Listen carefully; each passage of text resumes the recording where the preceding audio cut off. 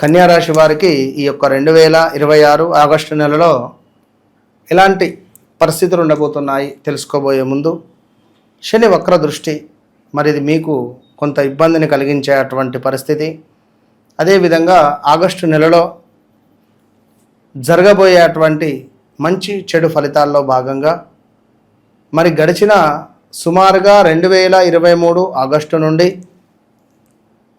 అత్యంత ఇబ్బందులను ఫేస్ చేసేటువంటి వారు మీరు. సో ఈ యొక్క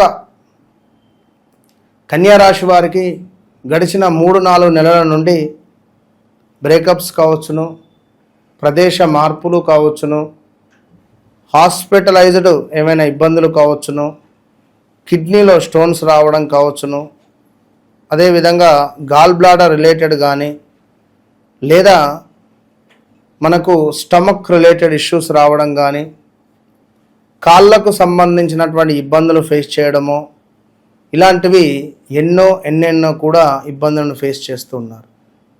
ఇక మిగిలింది పోలీస్ స్టేషన్ రిలేటెడ్ కోర్టు సంబంధిత ఇష్యూస్ కూడా వచ్చే పరిస్థితులు ఉన్నాయి. సీక్రెట్ విషయాలు బట్టబయలయ్యేటువంటి పరిస్థితి ఉంది.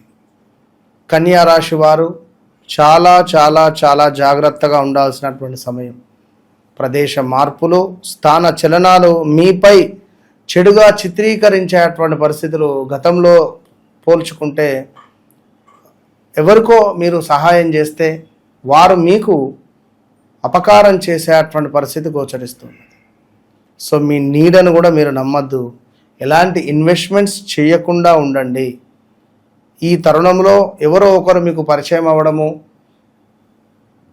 వారి ద్వారా మనీ ఇన్వెస్ట్మెంట్స్ వైపు వెళ్ళేటువంటి పరిస్థితి ఉంటుంది. సో డబ్బును కాపాడుకునేటువంటి ప్రయత్నం చేయండి, కోల్పోయే ప్రయత్నాన్ని చేసుకోకండి.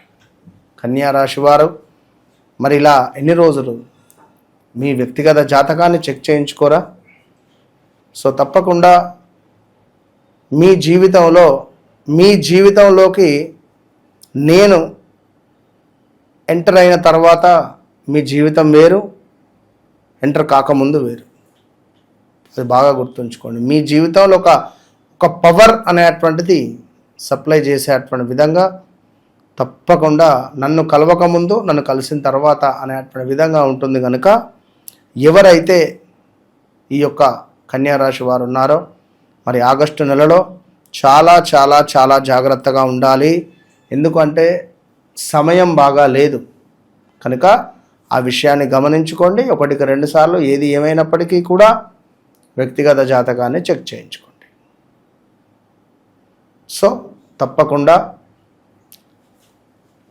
ఈ యొక్క కన్యా రాశి వారు వివాహ ప్రయత్నం చేస్తే మాత్రం